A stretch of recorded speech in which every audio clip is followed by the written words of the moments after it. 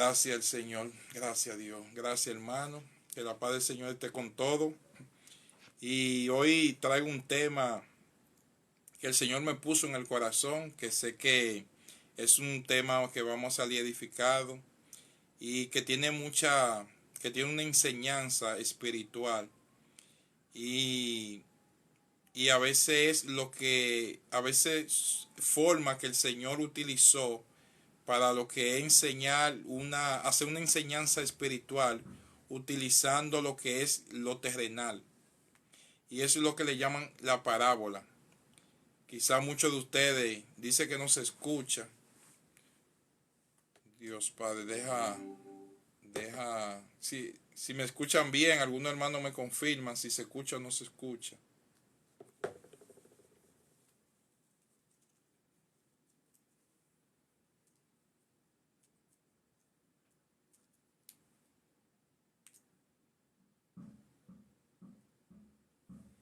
Ok, parece que estaba apagado.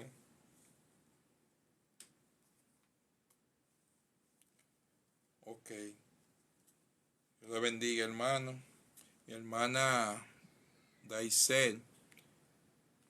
Eh, Dios le bendiga. ¿Se escucha ahí, hermano? Ahora sí, sí. Parece que estaba apagado y el otro teléfono que yo tengo aquí para yo y si estaba apagado no estaba conectado. Y gracias por el hermano que me lo avisó. Gracias, gracias, gracias, Señor. Estaba apagado el micrófono, ahora sí. Hermano, como le iba diciendo a los que están conectados, que hoy vamos a traer una enseñanza que muchos la han oído, pero la enseñanza es una forma que nuestro maestro Jesús utilizó para poder traer, utilizando la parte terrenal, poder traer una enseñanza espiritual. Y es lo que le llamamos la parábola. Y en la Biblia, en el Nuevo Testamento, existen aproximadamente 35 parábolas en los evangelios. Y, y también en el Antiguo Testamento también aparece en la parábola. Pero lo primero que tenemos que saber, ¿qué es una parábola? Una parábola es una forma, en el significado normal, parábola es poner algo al lado o es una comparación, poner algo al lado o una comparación. Y es una forma que el Señor utilizaba para traernos, utilizando lo que es una narrativa de una historia terrenal, para traer una enseñanza espiritual. Y, y aquí hay un misterio grande en lo que es conocer el significado de la parábola, por qué Jesús utilizaba ese método como enseñanza. Cuando vemos en uno de los versículos que no entendían las personas que a veces escuchaban esta forma de enseñanza. Pero eso tiene un porqué. Y la palabra nos lo va a enseñar. Hoy lo vamos a entender por qué el Señor utilizaba ese método de enseñanza y por qué personas, como en una dice el Señor que Él le dice a los discípulos que Él le hablaba claramente a ellos, pero a los otros le hablaba en parábola. Y es una forma de que, para que nosotros entendamos lo que es lo espiritual, primero tenemos que trabajar nuestro corazón, debemos trabajarlo internamente. Los judíos se les dio lo que fue el pacto de la circuncisión y ellos lo que conocían era la ley y ellos vivían por la ley de Moisés, pero la ley tenía lo que era una forma de implementarla y en la parábola la vamos a entender. Y es maravilloso cómo la parábola nos enseña cómo Jesús vino y cumplió la ley, pero como Jesús vivió como un judío y también hizo lo mismo que lo hacían los otros judíos, iba a la sinagoga, leía la Torá, hacía todo. Pero algo que Jesús hizo fue diferente a la forma de cómo ellos interpretaban la ley, y es que hizo algo diferente a cómo los fariseos y los escribas en ese tiempo interpretaban la ley, y era algo muy importante que ellos no lo ponían a esa interpretación. Y es algo que todavía actualmente, todavía en los oficios seculares que nosotros tenemos, como en nuestro trabajo o en nuestro puesto, aquellas personas que sean abogados, policías, que trabajen en el gobierno o trabajen de una forma que no sea ya en el Estado, que sea también comerciante. Y es que cuando uno tiene algo que uno lo ejerce, aunque uno lo esté ejerciendo bien, si uno no le agrega este ingrediente, puede hacer que eso, aunque sea bueno en su intención, si lo implementamos sin poner ese ingrediente, puede hacer que eso para alguna gente puede hacer que sea una forma de adherirlo. Independientemente que usted piense que está haciendo la cosa bien. Y es ponerle amor a la cosa.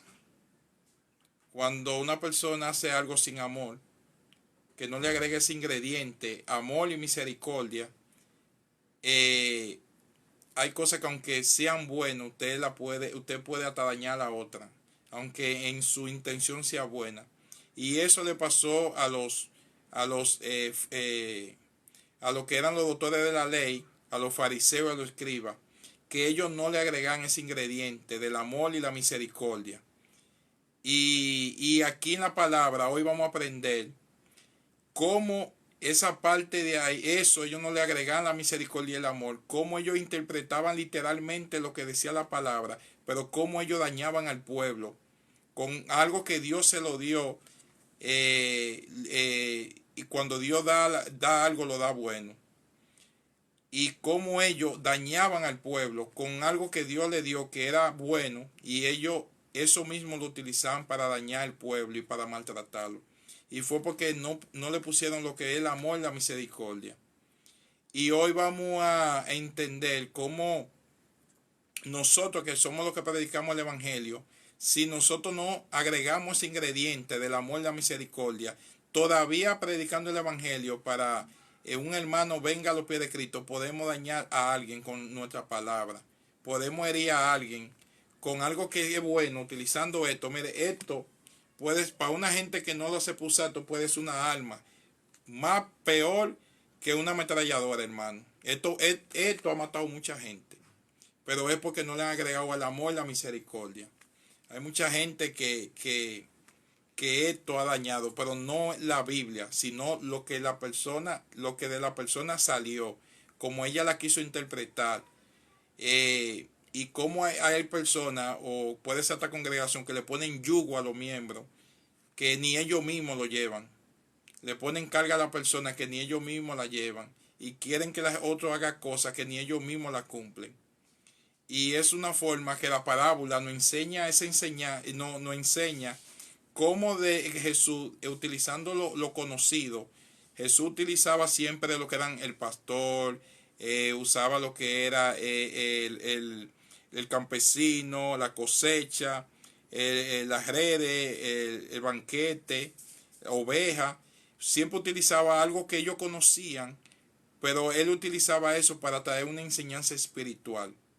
Y a veces decimos, pero ¿cuál es la importancia de que utilizar una enseñanza, utilizar una historia terrenal para traer una enseñanza espiritual? Bueno, es que la parte espiritual nosotros la tenemos internamente, y eso solamente espiritualmente la podemos definir. Eso quiere decir que el Señor utilizaba lo terrenal para traer una verdad espiritual, y era para traer lo que era el reino de los cielos aquí a la tierra. Eso es que traía lo celestial, lo de allá arriba, lo traía aquí, utilizando lo terrenal para que ellos pudieran entender qué era el reino de los cielos. ¿Qué es lo que Jesús, cuál es la obra que venía a hacer Jesús aquí? Y cómo lo que Dios dio desde el Antiguo Testamento era la misma voluntad de Dios que se iban a cumplir ya en el Nuevo Testamento, pero ellos no la pudieron entender solamente porque no le agregan ese ingrediente del amor y la misericordia.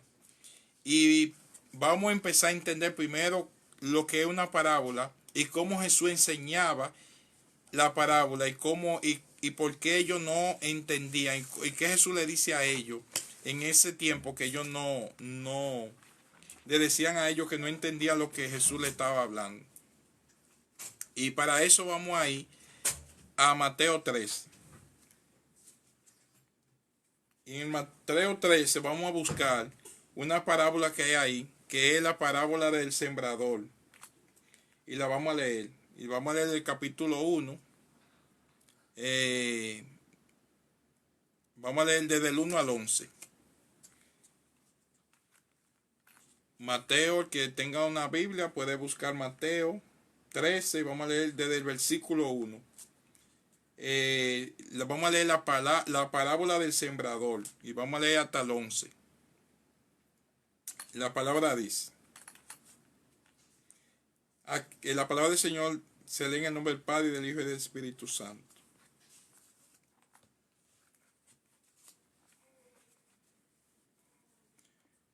Aquel día salió Jesús de la casa y se sentó junto al mar.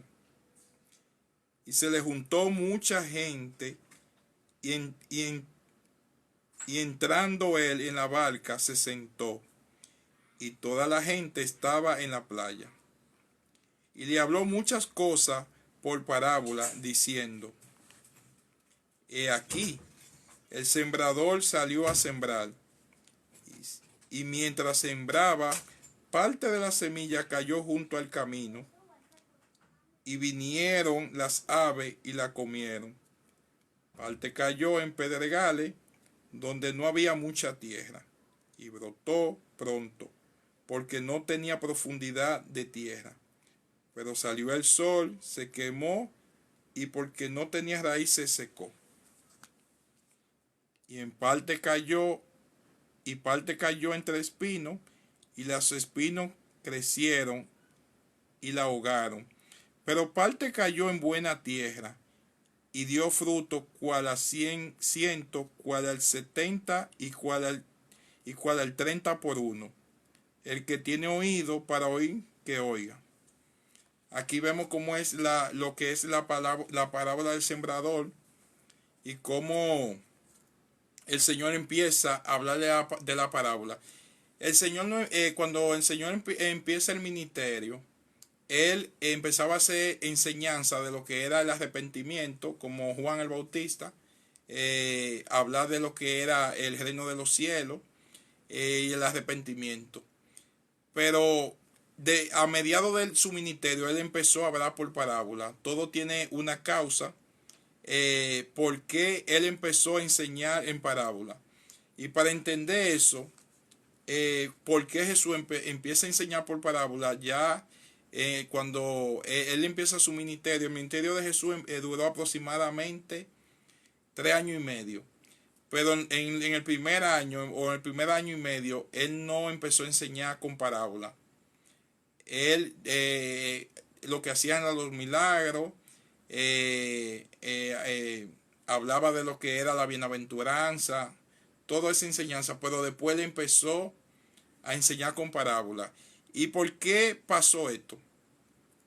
Bueno, cuando vemos que el Señor empezó a enseñar con parábola, fue por algo que pasó, y tenemos que ir a Mateo 12. Y en Mateo 12 vamos a ver qué pasó, qué tenían los fariseos en su corazón, que el Señor tuvo que empezar a enseñar por parábola. ¿Por qué era importante traer una verdad espiritual con lo que es una historia terrenal? Y vamos a buscar Mateo 11 para entender qué pasó aquí. Mateo, vamos a leer el 12, que es que tiene la historia, para no leerlo tanto, porque son demasiados versículos. Vamos a leer Mateo 12, versículo 22. Vamos primero a leer del 1 al 7, para entender lo que pasó, cómo Jesús empieza a traer lo que es una enseñanza por parábola. Y voy a leer Mateo 12, del versículo del 1 al 7 primero. Y dice, en aquel tiempo iba Jesús por los sembraderos en un día de reposo, y sus discípulos tuvieron hambre y, y comenzaron a arrancar espigas y a comer. Vemos aquí como dice, y sus discípulos tuvieron hambre y empezaron a arrancar espigas y a comer. Aquí vamos a ver algo que después los fariseos se enojan con los discípulos porque ellos lo hacen en un día de reposo. Aquí vemos que ellos ponen lo que son las tradiciones por encima de la humanidad. Hablando de humanidad, estamos hablando de lo que es la misericordia. O sea, ellos dicen que tenían hambre y por eso estaban recogiendo espiga en ese tiempo. Pero Jesús le dice en una, pero ustedes se quejan porque ellos están buscando para poder sustentarse y ustedes están poniendo por encima una tradición cuando ustedes hasta sus animales en ese día lo ven en peligro, ustedes van a rescatar ese animal. Pero ustedes a un ser humano que es semejante a ustedes, igual que Dios lo hizo a imagen y semejanza, usted pone por encima una tradición. O sea, usted pone por encima lo que es la misericordia. O sea, le daba más importante hasta a un de esos animales que ellos tenían criándolo. En el día de reposo cuidaban al animal, pero no quería que el hombre ni siquiera, si tenía algo de emergencia, que su vida estaba en peligro, que ese día era algo para él, para estar en un sentido, sustentarse, la tradición la ponía por encima de lo que es esa misericordia. Y vamos a seguir leyendo cómo ellos empiezan ni porque Jesús le dice, como quiera, ellos siguen en su actitud y diciendo, sigo leyendo del 12, ahora el versículo 2. Viéndolo los fariseos le dijeron, he aquí tus discípulos hacen lo que no es lícito hacer en el día de reposo. ¿Y qué es lo que ellos estaban haciendo? Ellos dijeron que estaban buscando espigas porque tenían hambre. Y los fariseos decían que no era lícito. Eso es que lo que la palabra nos enseña, que cuando Dios pone algo, eso no puede estar por encima de lo que es la misericordia y el amor. O sea, cuando alguien le interpreta un versículo bíblico, dice la palabra que Dios, lo que viene de Dios no añade tristeza. O sea que si el Señor, alguien viene a enseñarle o a querer venir a traer un evangelio que usted se sienta oprimido, que si usted se sienta ahogado, que eso lo esté ahogando, eso no viene de Dios, porque ahí no se está poniendo ni el amor ni la misericordia. Y el amor y la misericordia va por encima de cualquier ideología, cualquier tradición. Si a usted le dice, no, porque ustedes no pueden hacer esto tal día. Bueno, dice la Biblia que Jesús es el día de todos los días. Lo va a decir aquí, lo vamos a ver y lo leemos. No sé si, para no leerlo completo, pero vamos a ver en Dios cuando Él lo dice, que él es el día de reposo. Jesús es el día de reposo. Eso quiere decir que cuando ustedes quieren meterle una tradición por encima de la misericordia y el amor, es una forma de manipulación. En ninguna parte de la Biblia, ni siquiera cuando uno da las ofrendas y los diezmos, ni siquiera eso la Biblia dice que es por obligación. Dice que lo haremos por amor. O sea, que todavía está eso, que es un mandato de Dios, dice que lo hagamos con amor. O sea, que todo lo que quieran implementar, que a ustedes se lo implementen como si fuera que ese rito, mandamiento, ley, vaya por encima de lo que es más, que le afecte más a usted la parte, vamos a suponer, como persona, que eso le traiga un problema a usted como persona, no es lo que la palabra le dice. O sea, la palabra dice que si nosotros tenemos deberes. Por ejemplo, cuando nosotros aportamos para lo que son la obra de Dios, nosotros lo hacemos con mucho amor. Dice la Biblia que es mejor dar que recibir. Eso es que cuando usted lo hace por amor, no por imposición. O sea, usted cuando hace algo y hace la obra del Señor, sea que usted ofrenda, sea que usted haga una obra, sea que usted le dé algo a un huérfano, a una viuda, vaya y vaya a darle algo, usted siempre lo hace o sea, su primer interés es hacerlo por amor. O sea, usted lo hace que el Señor se lo pone en el corazón y usted lo hace por amor. Ahora, si usted le dice, no, porque si usted no hace eso, se va a ir para el infierno. No, porque si usted no hace eso, se lo va a llevar el diablo. Bueno, la palabra, primero nadie tiene la autoridad de saber para dónde se va uno. Pero la palabra no nos enseña. Si usted creyó en Cristo y usted creyó en el que murió por usted, manténgase firme creyendo en Dios, que aquí la salvación es por gracia, no por obra para que nadie se gloríe. O sea que lo primero es esa parte ahí. Vamos a seguir leyendo en el 3. Pero él le dijo, no habéis leído lo que hizo David cuando él y los que con él estaban tuvieron hambre, cómo entró en la casa de Dios y comió los panes de la proposición que no le era lícito comer, ni a él ni a los que ni a él ni a los que con él estaban, sino solamente a los sacerdotes. ¿Sabe?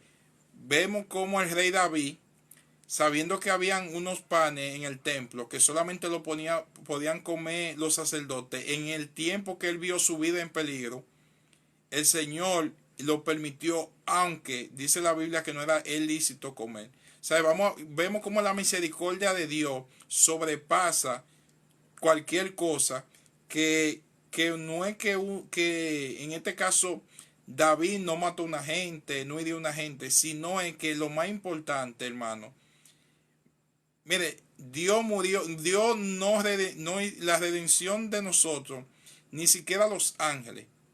O sea, los ángeles que se rebelan contra Dios allá en el cielo, que Satanás y los ángeles que fueron derrotados, lo tiran aquí a lo que fue detronado del cielo. Para ellos no hay salvación. Y para nosotros, Dios en su misericordia, en el amor que nos tiene, Él mandó a su Hijo, murió por nosotros para que nosotros seamos salvos. Es decir, que el amor que Dios le tiene a su creación, a imagen y semejanza que somos nosotros, eso es algo de una forma que no se puede ni explicar, hermano. El amor de Dios para nosotros es inmenso. El amor de Dios no hay forma ni de cómo poder igualarlo o ni siquiera decir. O sea, el amor de Dios sobrepasa cualquier cosa sobre su creación. Y seguimos. Y no habéis leído en la ley cómo en el día de reposo los sacerdotes en el templo profanaban en el día de reposo y son sin culpa. Eso fue en forma de una pregunta. Pues os digo que uno mayor que el templo está aquí. Y si supiera qué significa misericordia, aquí él lo dice, eso es en el versículo 7 del 12. Él le dice a los sacerdotes, y si supierais qué significa misericordia quiero y no sacrificio, no condenaría a los inocentes. Aquí vemos en Mateo 12, versículo 7, cómo el Señor lo dice. Y en el 8 dice, porque el Hijo del Hombre es el Señor del día de reposo. Es el Señor del día de reposo. Es decir, que como vemos que en Jesús está la plenitud de toda tradición. En Jesús está todo. En Cristo Jesús está toda lo que es la tradición, todas las cosas que ya están escritas aquí, está todo en Cristo Jesús. En Él habita la deidad, en Él habita todo, toda la plenitud. O sea que todo, tenemos que entender cómo es qué es lo que el Señor quiere para cada uno de nuestra vida. Yo quiero leer otra parte de Mateo 12 y es desde el 22 hasta el 37, porque aquí sé que el Señor le va a hablar a alguien aquí. Y es Mateo 12, seguimos, pero ahora desde el 22. Y aquí, en este versículo, hay algo muy importante. Yo le dije cuando empecé la transmisión que Jesús empezó a hablar en parábola después de que el ministerio ya tenía más de un año y algo, que él ya andaba con los discípulos. Y, y aquí él dice, ¿por qué él tenía que hablar en parábola? Empezó a hablar en parábola y era porque para él poder hablar del reino, ya él empezó a hablar lo que era el reino de los cielos y eran cosas que ellos estaban esperando a un Mesías. Y primero Jesús tenía que venir a restaurar lo que es la parte espiritual de nosotros.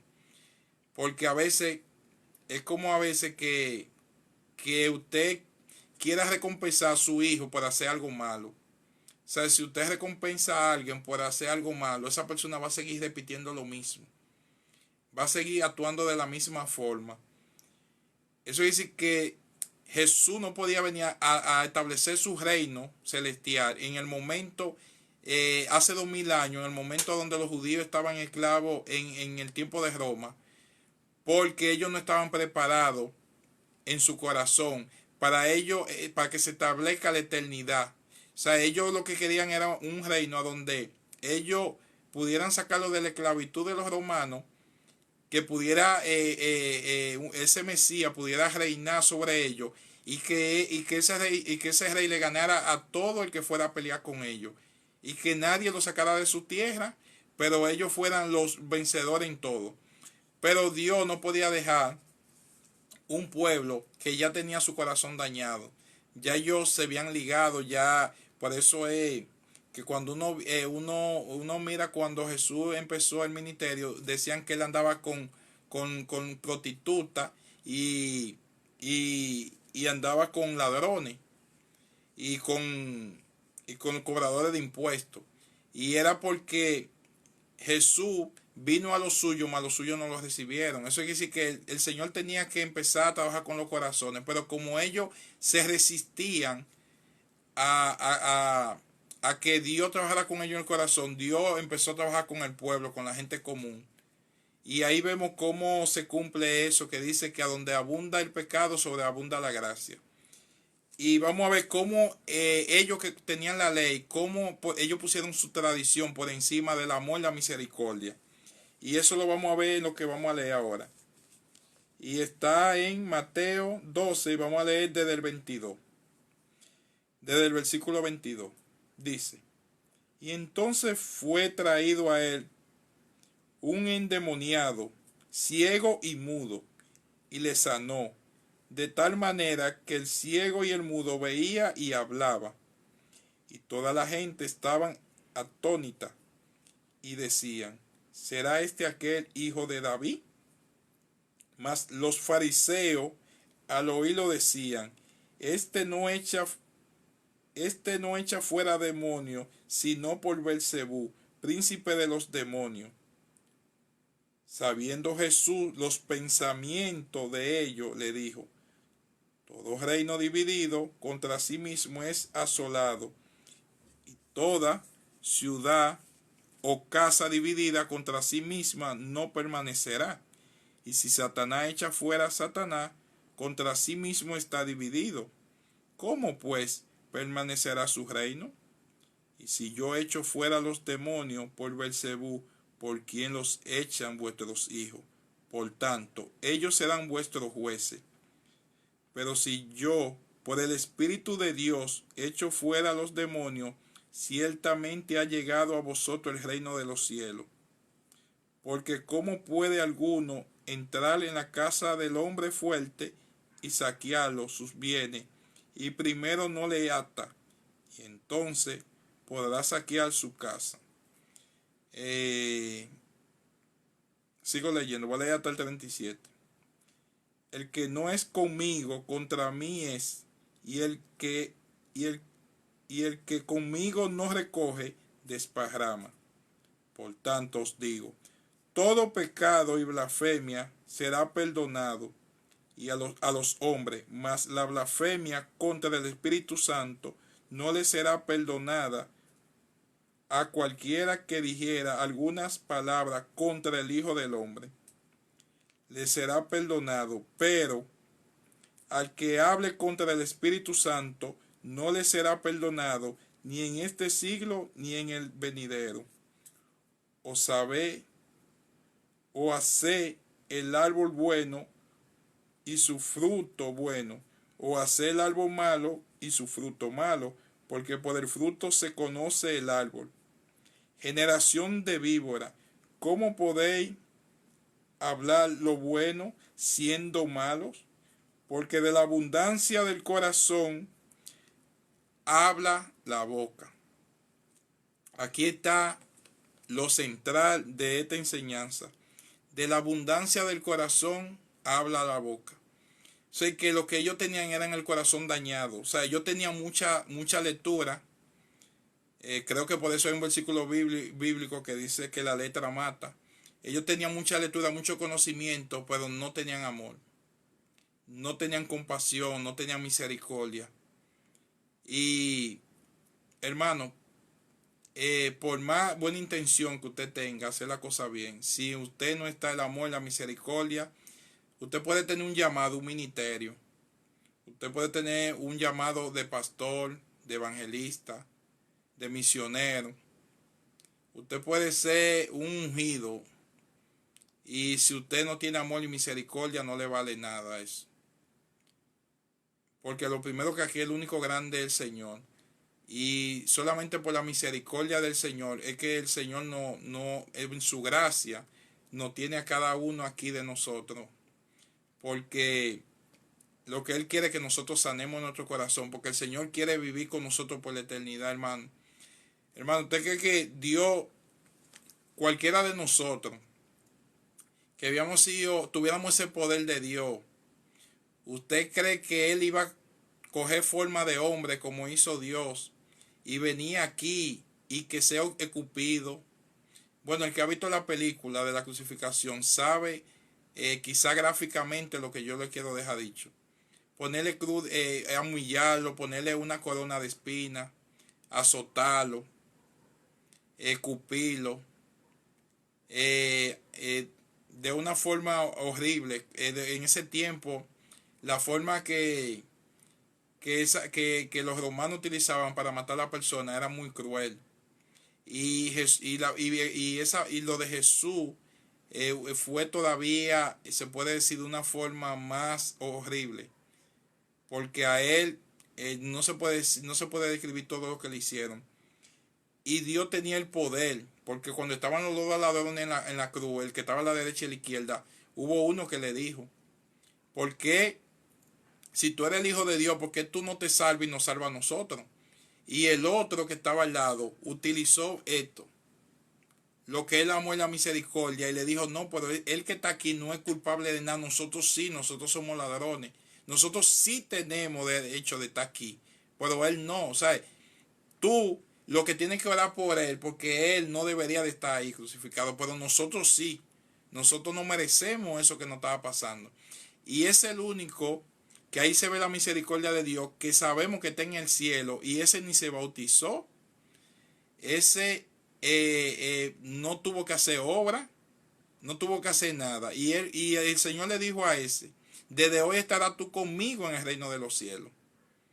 ¿Sabes? Como una persona que no se afanó por hacer obra, ni solamente hizo algo que muchas personas que a veces pasan toda su vida haciendo obra, pero no tienen la fortaleza de arrepentirse, ni de humillarse, ni como le dijo como dijo el hombre rico, el joven rico, que le dijo a Jesús para justificarse: maestro, ¿qué tengo yo que hacer para heredar el reino de los cielos? Y Jesús le dijo: oh, la ley está ahí: no matará, no robará, Él le dijo, maestro, pero todo eso desde mi niñez yo lo he hecho. Le dijo, ah, pues está bien. Y cuando él se iba, Jesús le dijo, ven acá, te falta algo. Toma todo lo que tú tienes, véndelo y dáselo a los pobres. Coge tu cruz y ven y sígueme. Y dice la palabra que el joven rico se entristeció mucho porque tenía muchos bienes y se fue, ni siquiera le contestó a Jesús. Y Jesús dijo, qué difícil ser un rico entrar al reino de los cielos. Es más fácil que un camello entre por el ojo de la aguja que un rico al reino de los cielos. Y no es que el dinero es malo, sino el amor al dinero. Dice la Biblia que la raíz de todo mal es el amor al dinero. Que ese joven, su corazón lo tenía en sus bienes. Y como Dios sabía todas las cosas, Dios le reveló qué era lo más importante para él. Eso quiere decir que él se le hizo más fácil llevar todas las ritos, todas las leyes que había en la Torah, pero no quiso hacer un acto de amor por Dios. O sea, no quiso, dice la Biblia, que aquellos que no pedecan por Jesús, aquellos que por el nombre de Dios, Dios dice que al que lo niegue aquí, él lo negará allá en el reino de los cielos. Y es una forma de que nosotros nos damos cuenta con las circunstancias a dónde nosotros tenemos nuestro corazón. Y aquí está todo. De la abundancia del corazón habla la boca. Y seguimos leyendo. Versículo 35. Y el hombre bueno del buen tesoro del corazón saca buenas cosas. Y el hombre malo del mal tesoro saca malas cosas. Mas yo os digo que de toda palabra ociosa que hablen los hombres, de ella darán cuenta en el día del juicio. Porque por la palabra será justificado y por tus palabras será condenado. Palabra del Señor. Detrás de una palabra una enseñanza de lo que son las parábolas. Quise enseñar por qué el Señor le hablaba en parábola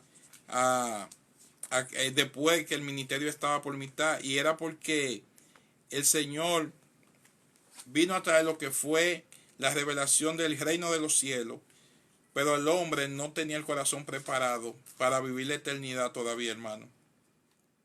El hombre fue sacado del huerto del Edén y el Señor dijo que iba a poner un serafín o un querubín en la puerta para que el hombre no entrara de nuevo al huerto y comiera el fruto de la vida, porque si lo comiera no iba a volver a morir nunca. Y ya el hombre se había separado por el pecado. Hubo una separación después de la desobediencia de Adán y Eva, y ya el Señor tenía que restaurar eso.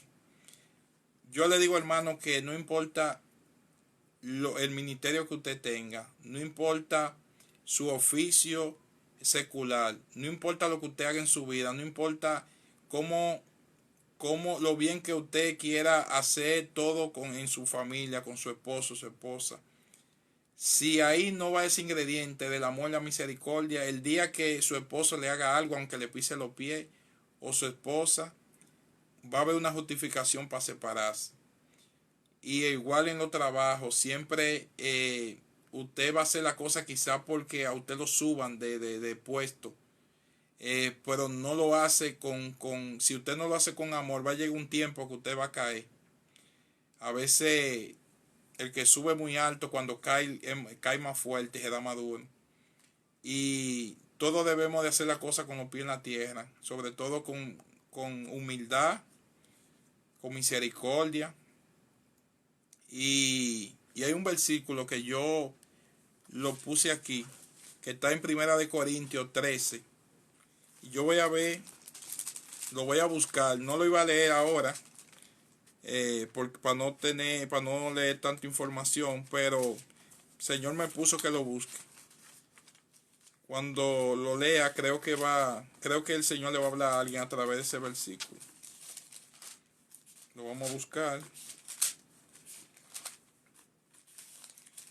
Y es Primera de Corintios.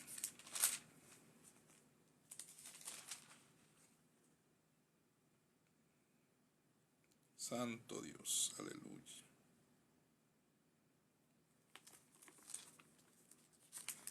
Primera de Corintios.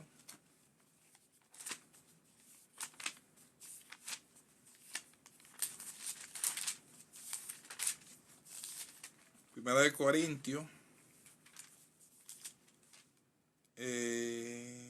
13, capítulo 13, del 1 al 7. Lo voy a leer porque creo que el Señor le va a hablar a alguien con este versículo. Primera de Corintios, capítulo 13, del 1 al 7. Si yo hablase lengua humana y angélica o angelical, y no tengo amor, vengo a ser como metal que resuena o címbalo que retiñe. Y si tuviese profecía,